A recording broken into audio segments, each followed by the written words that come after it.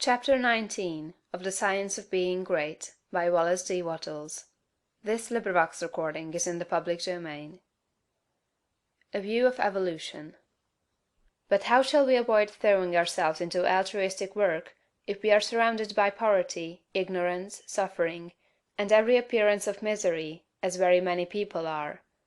Those who live where the withered hand of want is thrust upon them from every side appealingly for aid must find it hard to refrain from continuous giving. Again, there are social and other irregularities, injustices done to the weak, which fire generous souls with an almost irresistible desire to set things right. We want to start a crusade. We feel that the wrongs will never be righted until we give ourselves wholly to the task. In all this we must fall back upon the point of view.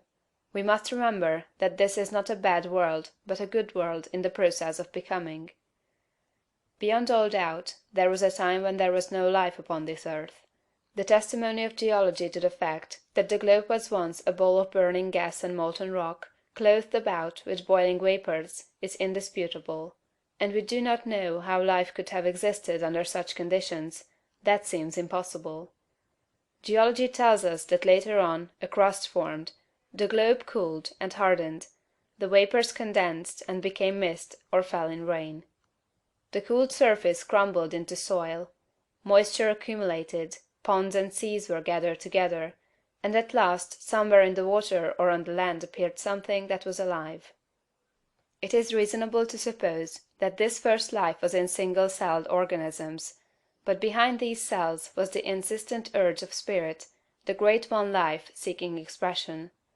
And soon organisms having too much life to express themselves with one cell, had two cells and then many, and still more life was poured into them. Multiple-celled organisms were formed, plants, trees, vertebrates, and mammals, many of them with strange shapes, but all were perfect after their kind, as everything is that God makes. No doubt there were crude and almost monstrous forms of both animal and plant life, but everything filled its purpose on its day, and it was all very good.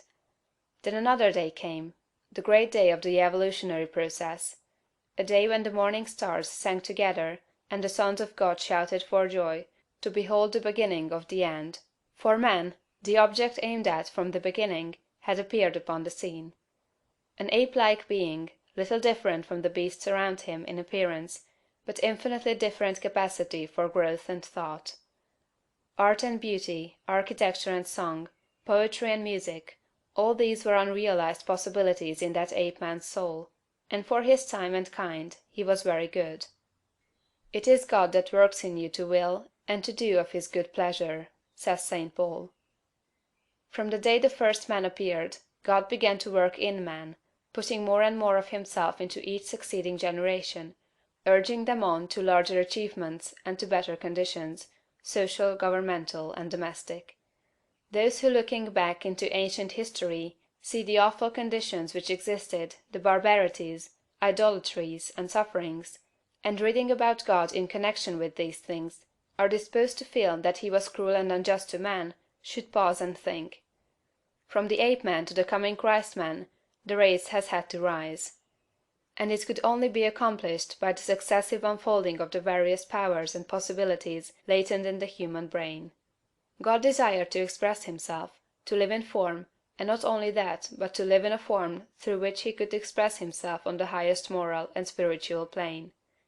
God wanted to evolve a form in which he could live as a God and manifest himself as a God. This was the aim of the evolutionary force. The ages of warfare, bloodshed, suffering, injustice, and cruelty were tempered in many ways with love and justice as time advanced. And this was developing the brain of man to a point where it should be capable of giving full expression to the love and justice of God. The end is not yet. God aims not at the perfection of a few choice specimens for exhibition, like the large berries at the top of the box, but at the glorification of the race. The time will come when the kingdom of God shall be established on earth. The time foreseen by the dreamer of the Isle of Patmos, when there shall be no crying, neither shall there be any more pain, for the former things are all passed away, and there shall be no night there. Chapter 20